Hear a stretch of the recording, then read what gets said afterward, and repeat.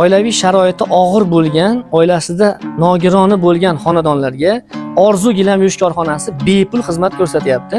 Ushbu videoni maksimal yaqinlarimizga tarqatsalaring, savobga sherik bo'lasizlar. Jaloliddin Rumiyning masnaviylarida bir rivoyat keltiradi.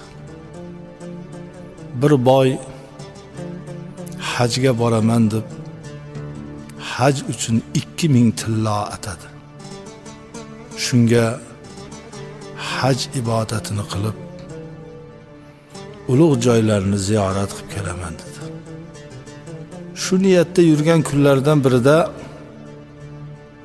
o'g'li yig'lab kirib kelib qoldi. "Ha bolam, nimaga yig'lading?" "Qo'shnimizga kiruvdim, go'sht qovurib yeyishayotgan ekan. Yegim keluvdi, menga ol deyishmadi, berishmadi. Bizanikidan uncha-muncha non yeyishardi, lekin go'shtlardan yegim keldi, berishmadi." Boyda darg'azab bo'lib, "Qani yurchi?" Qo'shnisini eshigini tepib kirib, "Ha, go'sht yeb qoldinglarmi? Shu bolani qo'yni ketibdi go'shinglarga, uyda shuncha go'sht tursa ham, bir burda berib qo'ysanglar nima bo'ladi? Men qo'y so'yib berardim sizlarga." "Qo'shnijon, 5 kun bo'ldi. Bolalarim bir burda narsa totmashgan. Bolalarim qarasam ochlikdan o'zlaridan ketishyapti. Ko'chaga chiqib, yo Rabbim, bolalarni endi rizqini qayerdan topdim desam, bir jarda harom o'lib yotgan molni ko'rdim. Allohim, menga va bolalarimga bu narsa halol. Bo'lmasa holimiz tang dedimda, o'sha harom o'lib yotgan molni go'shtini kesib olib kelib, qovurib bolalarimga yediryatuvdim. Menga va bolalarimga halol edi, lekin sizni bolangizga harom edi."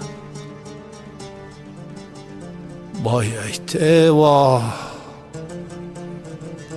Allohim, qo'shnim shu holatda-yu, men 2000 tillo bilan hajga ketyapman. Uyiga kirib 2000 tilloni oldida qo'shni bu yoqqa keling." Qo'shnini turg'izib qo'yib atrofida qo'liga 2000 tilloni berib, "Labbayk Allohumma labbayk" tavof qila boshladi. Tavofi Baytul Xalil kori oson است.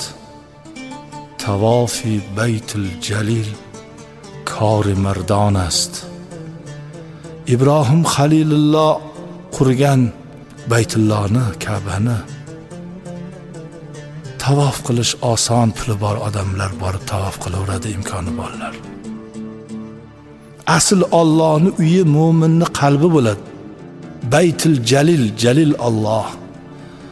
Allohning baytini, uyini, mo'minning qalbini ziyorat qilib tavof qilish u mard odamni, saxiy odamni, iymoni mustahkam odamni ishidir deb shu so'zlarni aytib tavof qilaverdi. Haj vaqtim kelib hajga borishdi. Odamlar kelishdi. Qo'shnisini tavof qilganni, "Ya, siz qanday tez keldingiz bizdan?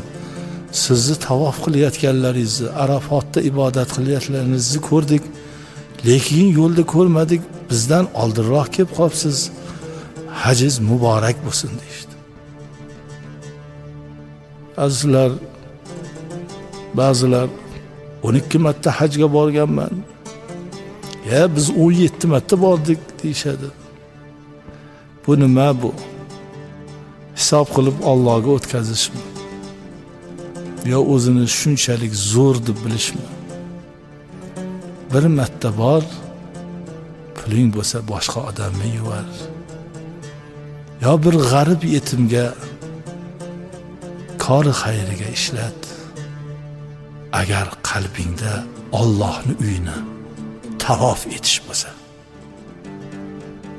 Allohning uyini, mo'minning qalbini tavof qilish, Rumiy aytganlaridek har kimni qo'lidan ham kelavermaydi. Allohim hammamizni bir-birimizga mehrlik, oqibatlik, yon-verimizdagi qo'ni-qo'shnilarimizga qo'limizdan kelgancha